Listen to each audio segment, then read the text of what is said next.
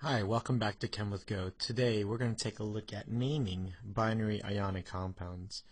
Now, just a quick definition. If it's an ionic compound, it's obviously put together by atoms with charges, or ions. And a binary ionic compound is an ionic compound that has only two different kinds of elements present in the chemical formula. So let me give you an example.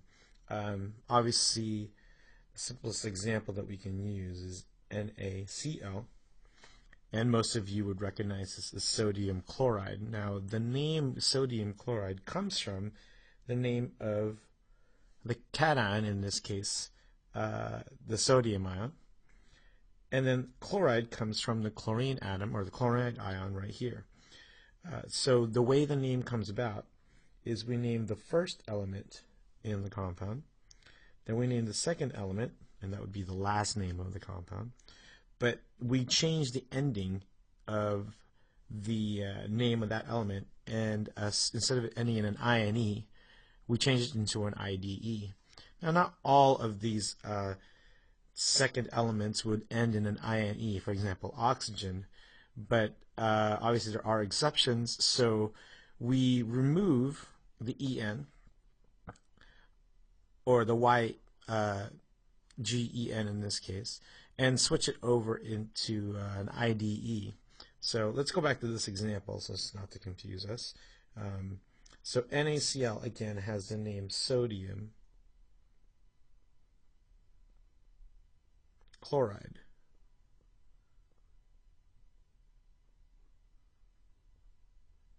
Now note that this originally was a chlorine, but then we went ahead and crossed out the INE and then switched it over to an IDE. Now let's go ahead and take a look at another example. Let's take a look at this formula, Li2O.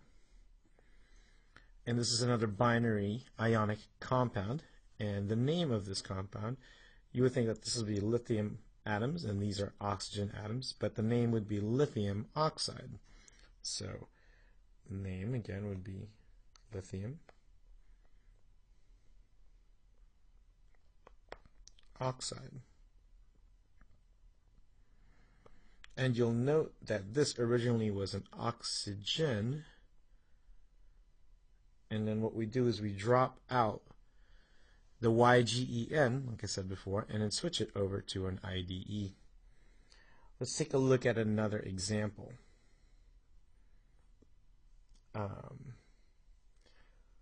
little bit more complicated of a name.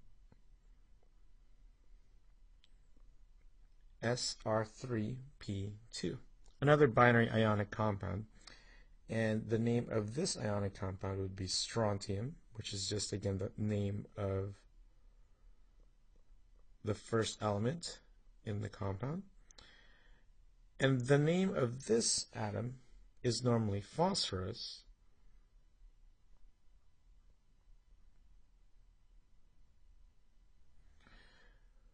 but then what we do is we drop out the OROUS and switch it over to an IDE. So the name of this compound would be strontium phosphide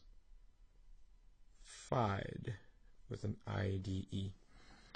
Now, the naming system actually comes from the acronym IUPAC, or International Union of Pure and Applied Chemistry.